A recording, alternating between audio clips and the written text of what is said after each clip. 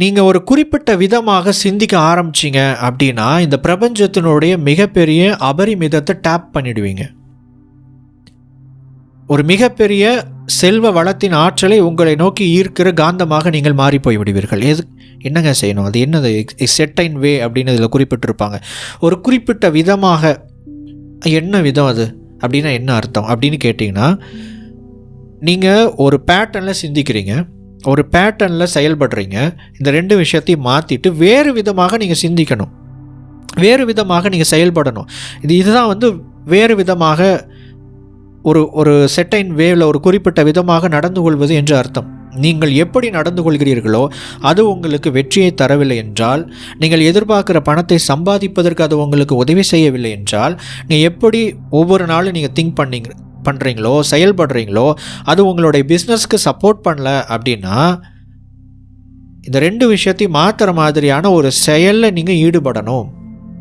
இப்போ நம்ம எதுக்கு இந்த பதிவெல்லாம் நீங்கள் கேட்டுக்கிட்டு இருக்கிறீங்க, எதுக்கு நம்ம அந்த பிடிஎஃப் ஒர்க் ஷீட் எல்லாம் கொடுத்துக்கிட்டு இருக்கிறோம் அப்படின்னா, உங்களை அந்த ஒரு குறிப்பிட்ட வட்டத்துக்குள்ளேயே நீங்கள் சிந்திச்சுக்கிட்டு இருக்கிறீங்க பார்த்தீங்களா, அதிலிருந்து உங்களை அப்படியே தூக்கி வெளியே உட்கார வைக்கிறதுக்காக தான், வெளியே கொண்டு வரதுக்காகத்தான், அதை உடைக்கிறதுக்காகத்தான்.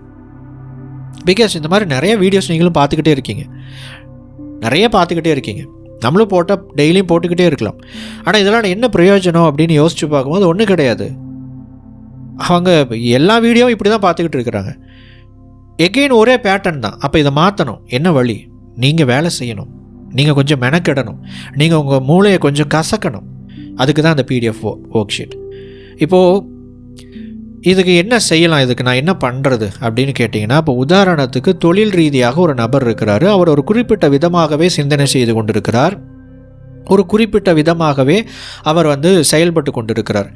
அவர் என்னென்னமோ புதுசாக செய்கிற மாதிரி அவருக்கு இருக்குது, புது புது வழிமுறைகளை செய்கிறதாகவும் அதற்கான சிந்தனைகளை அவர் செய்வதாகவும் நினைத்து கொண்டிருக்கிறார். ஆனால் பேட்டர்ன் ஒன்று தான், ஃபார்மேட்டு தான் வேறு.